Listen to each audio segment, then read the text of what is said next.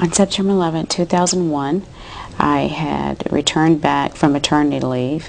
I had to get Elijah situated in daycare. I walked into the building. I had to clear Elijah to go to the area. There were some things that they wanted me to take care of prior to me taking him to the daycare. I sat down at the computer to actually turn the computer on. As soon as I pressed the button, boom. So at that particular time, based off what happened, I thought I had triggered a bomb. I was covered from my neck all the way down to my back in debris. My son was completely blown out of his stroller, and some of the floors had collapsed within, and people were trapped in between the floors. My son had stopped crying, so I felt strength out of nowhere to actually low crawl from out under the debris to try to find my son. But because there were so many people in that area, whether they were screaming or crying or saying help me, save me, I felt pretty much divided. I didn't know if to help them first or to try to find my son.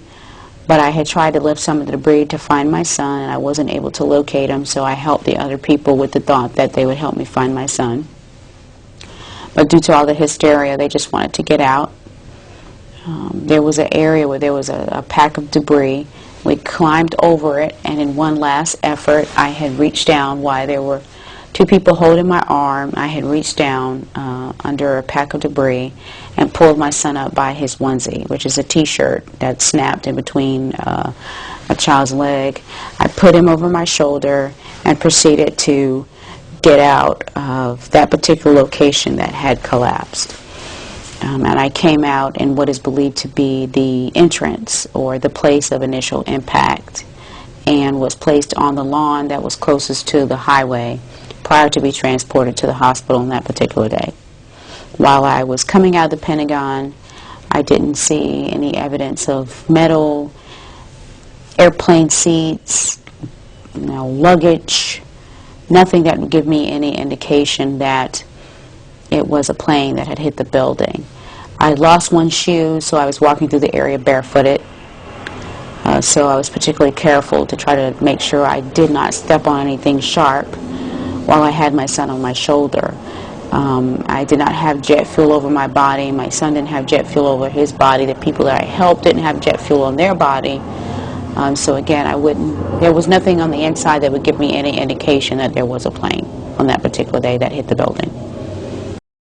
Most of the people that were in the area where I was located, and again, I did ask because maybe I was off of my judgment, but in speaking with everyone, it was conclusive that no one else in the area where I was located had seen any parts of planes or luggage or baggage or anything of that nature. Yes, I believe it's something part of much more sinister, and that's why my goal is to try to push for a federal grand jury so that people can be brought forth for perjury and obstruction of justice.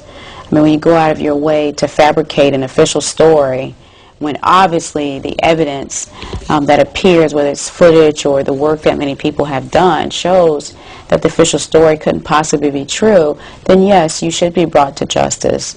And when people can come together and feel like they can utilize, human beings as lambs to a slaughter, yes, that's what's unpatriotic, that's what's un-American.